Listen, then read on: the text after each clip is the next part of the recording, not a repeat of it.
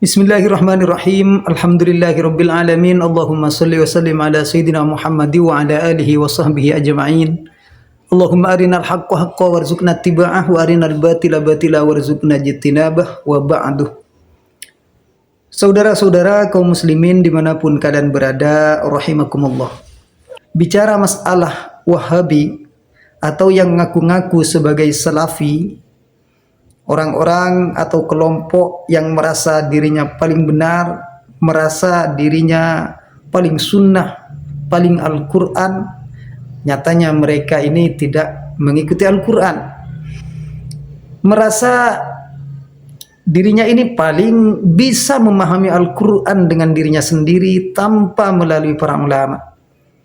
Merasa memahami hadis Nabi dengan dirinya sendiri tanpa melalui para ulama. Inilah Wahabi. Mereka tidak bermadhab. Mereka suka menyesatkan umat Islam. Mereka suka membid'ahkan amaliyah umat Islam yang jelas-jelas itu sunnah Rasulullah dan diajarkan oleh Rasulullah. Hanya saja mereka ini sering salah faham. Dan salah fahamnya itu total. Itu Wahabi. Coba saudara kita dengarkan sebentar bincang-bincang dari obrolan dari dua orang kiai yang alim ya, dua kiai aswajah yang alim luar biasa, yang selalu menaklukkan mereka Wahabi di medan diskusi. Sehingga kalau melihat sosok kiai ini, Wahabi bagaikan melihat macan di siang hari. Ini Kiai Haji Idris Romli dan Kiai Haji Lutfi Basari Singosari. Beliau ini alim luar biasa. Coba kita simak, kita dengarkan dulu. Ini Imam Jalaluddin As-Suyuti dalam Rosailnya panjang sekali menyampaikan argumen-argumen itu. Baik ya, ini saya tertarik ada judul kesesatan tauhid rububiyah ala Wahabi ini ya. Ini kan tauhid rububiyah, uluhiyah itu kan pembagian yang dilakukan oleh tokoh-tokoh Wahabi ya. Ya. Ada tiga ya. Trilogi tauhid. Ya, tauhid asma wa sifat. Asma wa sifat satunya. Ya. Itu mereka berdalil apakah berdasarkan ayat-ayat Al-Qur'an atau ada nas hadis kira-kira. Kenapa kok tauhid bagi tiga menurut mereka? Mereka ini ya tauhid rububiyah. Tauhid rububiyah itu artinya, boleh dijelaskan sedikit boleh biar silakan pemirsa paham. Keyakinan bahwa yang menciptakan, yang memiliki dan mengatur alam jagat raya itu adalah Allah. Keyakinan. Dan ini keyakinan seperti ini memang benar memang ya. Cuman masalahnya kata Wahabi, orang musyrik itu bertauhid rububiyah. Tidak syirik secara rububiyah. Semua orang musyrik ya. Kemudian umat Islam di luar Wahabi syirik rububiyah. Nah, mereka dasarnya Al-Quran cuma tidak komprehensif, tidak lengkap. Al-Quran itu diambil sepotong-sepotong kiai. Macam begini lah, awas udah gak usah sholat. Mengapa? Nanti masuk neraka wel. Kan ada dalilnya. Ya betul. Fawailul lil musallin. Nah, celaka masuk neraka wel bagi orang yang sholat. Akhirnya nggak sholat. Padahal kalau diteruskan ya nggak begitu. Alladzina hum an sholatihim sahun, kan gitu ya. Itu orang-orang yang ahli sholat tapi sahun, lupa lalai terhadap sholatnya. Maksudnya meninggalkan sholat. Baru lengkap gitu ya. Ya, jadi memang nggak lengkap. Nah, jadi mereka ini meyakini Abu Jahal bertauhid rububiyah. Itu dari sebagian ayat. Wala in sa'altahum man khalaqas samawati wal arda la yaqulunallah. Seandainya kamu, lamnya alam kosam, demi seandainya kamu bertanya kepada orang-orang kafir di Mekah, Abu Jahal, Abu Lahab, siapa yang menciptakan langit dan bumi? Pasti mereka jawab Allah. Oh, berarti bertauhid rububiyah. Ini kata mereka.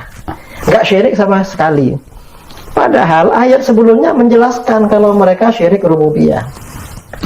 Karena ayat sebelumnya Allah berfirman, "Alaihissallahu bikafin 'abdah wa yukhawwifunaka billadzina min duni."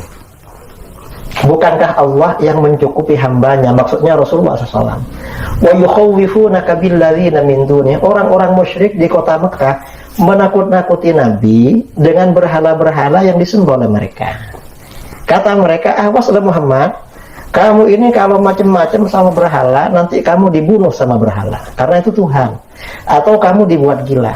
Nah, artinya apa? Orang musyrik itu punya keyakinan kalau berhala mendatangkan manfaat dan mendatangkan mudarat. Itu kan musyrik rububiyah. Iya, aslinya begitu. Aslinya begitu. Cuma Wahabi mengambil sebagian ayat setelahnya. Terus ayat berikutnya dipotong-potong mereka. Karenanya tauhid rububiyah ini sesat. Mereka membela Abu Jahal dan Abu Lahab sebagai orang yang bertauhid. Padahal Abu Jahal dan Abu Lahab gak ngaku bertauhid. Dia bilang musyrik memang. Iya. Jadi pembelaan Wahabi itu salah tempat, makanya sesat Wahabi itu.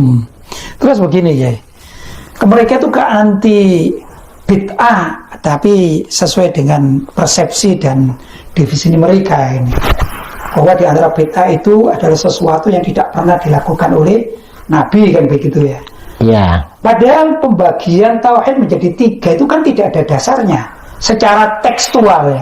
Mungkin kalau kontekstual seperti kita Ahlussunnah wal Jamaah ya memang ada, tapi tekstual hal kanatil bid'atu tanqasimu ila thalatha aqsam kan nggak ada. Berarti ini pembagian ini juga bid'ah sendiri gitu ya. Jadi di satu sisi Wahabi anti bid'ah hasanah. Betul. Dan semua bid'ah katanya dolalah, sesat. Ternyata mereka prinsip paling penting dalam ajaran Wahabi, tauhid rububiyah uluhiyah, kan bid'ah juga. Nah, iya, berarti bid'ahnya dolalah juga menurut persepsi mereka kan gitu. Berarti Wahabi super dolalah berarti. Makanya itu. Iya. Pelaku ya. Iya, cuma Wahabi ya memang gimana ya, nggak mau terbuka akalnya Kiai. Baik. Termasuk sekarang anekdot yang sekarang kan begitu. Mereka tidak mau tidak mau bid'ah gitu ya. Padahal mereka melihat handphone, bikin rekaman, itu zaman Nabi kan tidak ada, kan begitu. Tapi mereka berdalil bid'ah itu ada 2 gitu. Bid'ah diniyah sama bid'ah dunyawiyah. Pembagian itu juga bid'ah kan? Iya kan, nggak ada dalil Quran dan hadisnya, tekstualnya nggak ada kan? Seakan-akan dengan pembagian ini bid'ah dunyawiyah tidak tersentuh hukum, boleh semua. Kalau enggak kan, hatta yang urusan dunia kan tersentuh hukum itu. Ya, makanya kayak artinya pembagian ini juga fatal secara syar'i. Ya, bid'ah juga. Dan ala juga. Persepsi mereka bid'ahnya dolalah. Persepsi mereka yang dolalah, yang amburadul.